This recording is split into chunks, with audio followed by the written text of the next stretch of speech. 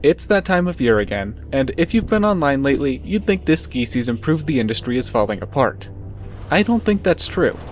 As I've said the past 2 years, and I'll keep saying, it's not nearly as bad as it's made out to be. This season brought challenges we haven't seen in a long time, some we've never seen before.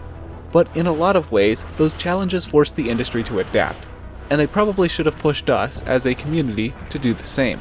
Because when winter doesn't deliver, what I've seen more of isn't just frustration, it's negativity. Arguments about who belongs, who gets to ski, and who deserves to be out there at all, and the ever-present doomsday mindset. And all of that just makes a bad season feel even worse. So, as I share my perspective, try to keep an open mind. I'll do the same when I read your comments later. Let's take a look at the true state of the ski industry.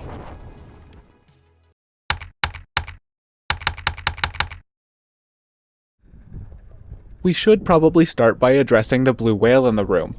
Across the western United States, this was one of the worst, if not the sole worst, season when it comes to snowfall. Now, we can debate the causes all day, but it's not unreasonable to say recent winters have trended warmer and drier, and that makes seasons like this more likely going forward. I'm not saying it's a certainty, nor am I picking a side, but the main takeaway shouldn't be that skiing is doomed. It should be that the industry, and all of us in it, need to be more flexible. And that's not to say that everybody should be expected to spend thousands of dollars to fly to Banff last minute. It's to say that consumers and operators alike need to start having a more flexible mindset.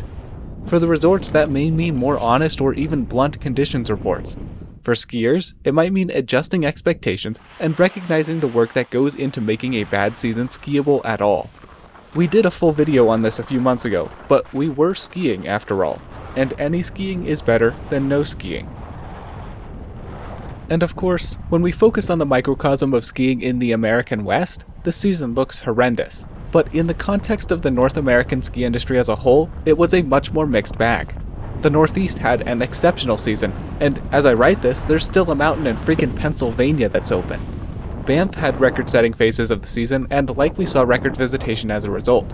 Even outside of North America, Europe rebounded from a few poor seasons to have a solidly above-average year, and Japan broke snowfall records in many areas in February.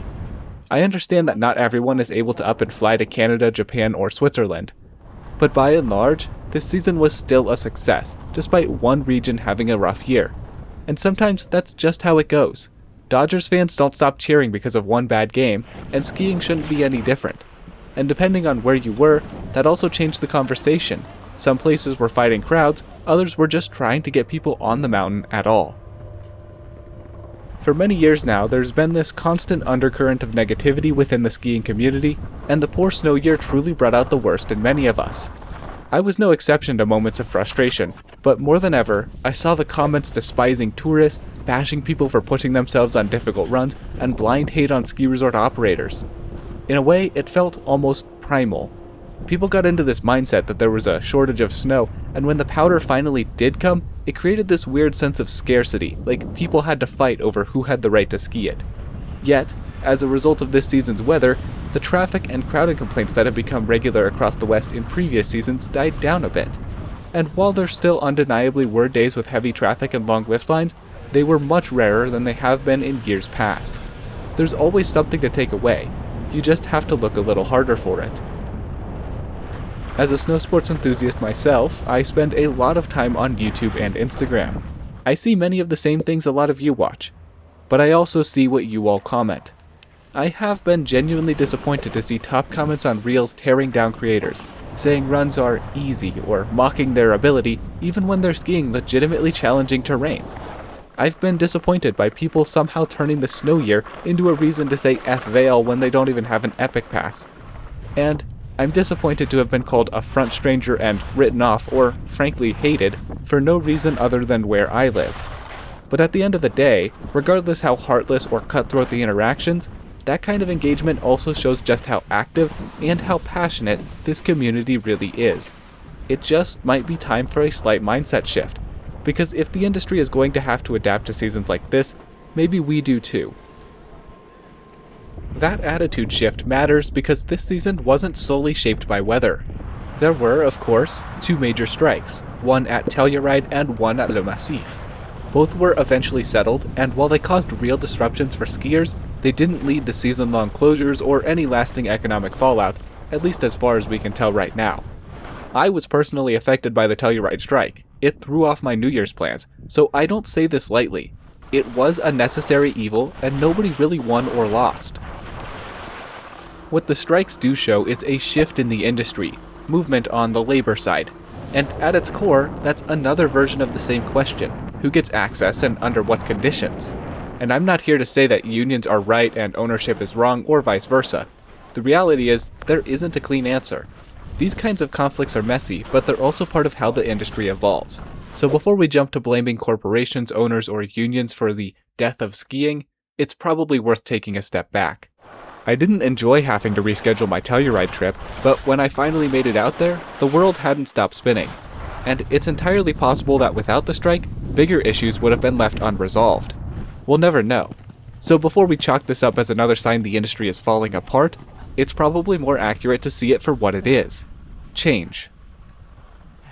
And of course, not all of the pressure on the ski industry comes from within. Policy decisions, especially here in the United States, play a role too, whether we like it or not.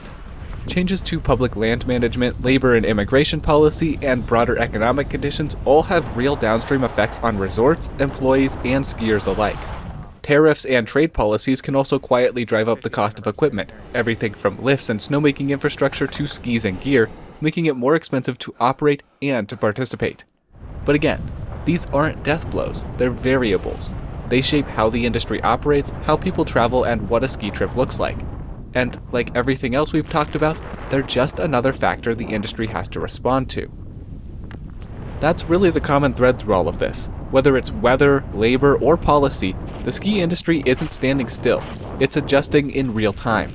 While many resorts dealt with limited terrain and early closures, others extended their seasons and benefited from months of fully open operations. Mountains that haven't historically been major travel destinations picked up the slack for those that had a rough year.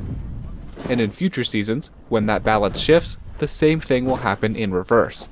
The fact of the matter is that even in one of the worst snow years in recent memories, many resorts still manage to operate full seasons. And that's not luck. That's decades of investment in snowmaking, grooming, and infrastructure. People like to talk, and this idea of the death of skiing will continue to show up forever. But that doomsday scenario isn't going to come from a poor season or two, an administration change, or Vail Resorts getting sued. The only way skiing truly dies is if people stop showing up. This season showed the exact opposite. Even with challenging conditions, people were still out there skiing. If anything, it revealed a kind of resiliency that speaks to the long-term health of the sport. Sure, crowds might have been slightly down at your home mountain, but for the people who did show up, that's not exactly a bad thing. We won't have exact numbers for a little while, but it's no secret we probably didn't set continent-wide visitation records this year. Even so, regions like Banff likely did. This industry is so geographically dynamic that adaptation was inevitable, and now that this season has come and mostly gone, I think it's fair to say that we as a skiing community still showed up. There are always going to be problems, negativity, and pessimism. But when I take a step back and look at this season as a whole, I don't see worst season ever. I see lifetime memories wrapped up in all the adventures I took to work around the snow. Every season has its defining challenge, and this year's was anything but subtle. But when you look back, I hope you remember the good, not just how bad the snow was. And all told, the industry isn't collapsing under pressure, it's adapting to it. And in a lot of ways, that's exactly what a healthy industry is supposed to do. So don't get too bummed out if it was a rough season. There's always next year. And, at the end of the day, a bad day on skis still beats a good day almost anywhere else. As always, I'd love to hear any and all of your thoughts down in the comments. If you missed the pinned comment, we're now moving to our off-season content, which means we'll be releasing skiing-related videos every other week, at least until August.